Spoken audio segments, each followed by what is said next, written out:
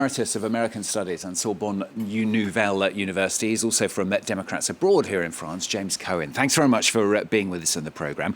Why has Harris picked Walz? I mean, no one out of his state of Minnesota really knows who he is, do they? Well, he's a governor of a state. He'll soon become known. This campaign will be a short one, but it'll be a very dynamic one, and I'm sure that within a week or two, he'll be a nationally known name.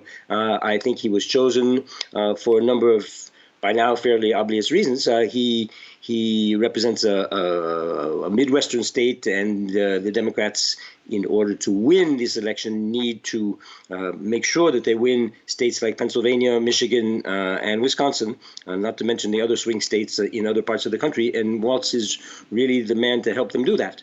No question about that. And he also, I think it's no secret that he comes from sort of the center left of the party. He's not really a leftist, but he is certainly someone in favor of better government. He comes from a whole tradition in the Midwest of, the farmer labor Democrats from way back. He has a high idea of what government can do for people, and that's a very different sound from what you hear on the Republican side. Yeah, you mentioned those battleground states. He's not from one of them, though, is he? He's from Minnesota. You would have thought you might pick somebody from one of those states. He's from a neighboring state. He's from the same region. And if you look at the map of his state, you'll see that, like in many other states, in other regions as well, the essential source of strength for the Democrats comes from the cities. Minnesota is an urbanized state, but with lots of rural counties where the Democrats have had trouble in recent years. And Walz is the kind of guy with the kind of language that he speaks that will help bring a lot of people from rural areas, too, back into the fold. What else do you think he's going to bring through? I mean, he seems to be the man who's brought up this idea that the Democrats seem to be peddling at the moment of the Republicans being weird, for example. I mean, isn't that sort of slightly trivializing the debate? Well, it's a sort of milder way of saying that the Republicans have become an extremist party, a dangerous party, a party dangerous for democracy, a party that doesn't really take the country in a direction which most people can identify with if you look more closely at what the Republicans are proposing. So I think that his innovation, his labeling of Trump as weird is actually a pretty good campaign tactic. It's just a sort of euphemism for saying that that Trump and his version of the Republican Party have become dangerous and extremist. The convention's coming up very soon, isn't it? I mean, it's all been incredibly compressed, obviously, after Joe Biden decided to pull out. It means, though, there's been no democratic process to select Harris. There's been no democratic process to select him either. Is that really the way to go about winning an election?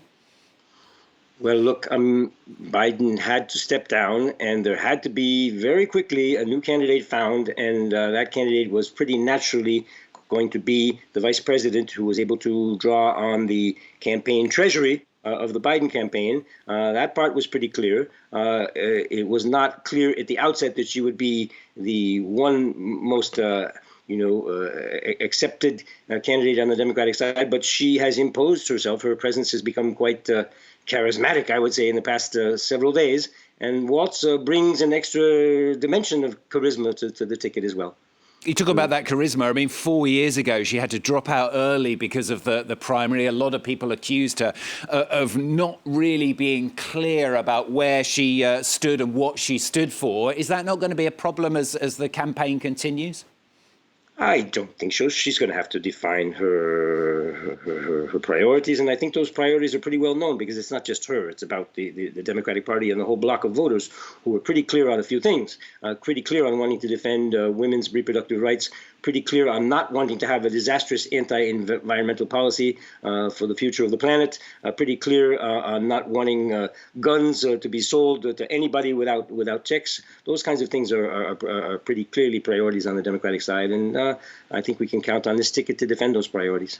Watching the debate in the US from abroad, as we are, and seeing Donald Trump there, he's a man who's been impeached twice. The Democrats say he's a danger to democracy. And yet there's still this very, very fine line, isn't there, between the Democrats and the Republicans in the US? I mean, bearing all that in mind, shouldn't the Democrats be way ahead? Well, I think that demographically speaking, if you look at the vote as a whole in the United States, the Democrats are ahead. They were ahead even when Trump won the election in 2016. They were way ahead in 2020 when Biden won with a margin of 6 million votes or so. And I think that's continues to be the case. The problem is that we have this old archaic electoral system divided into 50 separate states and Washington, D.C. And so the winner of the popular vote is not necessarily the winner of the election. But I think that this can be fixed this time. I think that with this ticket, there's a good chance now of sweeping the northeastern, the Midwest states of Pennsylvania, Wisconsin, Michigan. I think that there's also a good chance of defending the Democratic majority, which is a thin one, in states like Arizona and Georgia. That can now happen. It's still very early days, though, isn't it? I mean, let's face it, we've had a lot of momentum behind Harris because Biden has stepped down. So it means there's been a lot of attention on her and a lot of attention on who she was going to pick. That attention will start to go back towards Donald Trump, won't it? Not necessarily. I think that the campaign is just beginning, really. Kamala Harris and Tim Walz are now on a tour of all the swing states. There are 7 of them, and they're going to be in the next 5 days attending rallies and meetings in all those states. And it's not just about appearing, it's also about getting people to vote. And what I have also been learning is that the Democrats on the ground are mobilizing. They have lots of volunteers who are now going out and knocking on doors, making sure that people vote. The Biden candidacy wasn't bringing out that enthusiasm in voters, but I think that now there's a ticket that can do that. So finally, in 30 seconds, sum it up for us as we go ahead. Are you very confident in this pairing from the Democrats? I'm quite confident. I think that the Democrats in general are more and more confident because what we're looking at is the polls that are changing. Clearly, Trump was ahead in all the swing states, according to most polls. But now with this ticket, even before naming Tim Walz as her running mate, Kamala Harris was climbing back to parity with Trump on a national level. And I think that this campaign has only begun to show what it's capable of. They have a message which is basically quite a popular one. Let government do what government can do best. Let's not go scaring people about too much government. Let's not go scaring people about too many immigrants. Let's try to make government work for people. That's a pretty simple message, and I think it's going to be an effective one.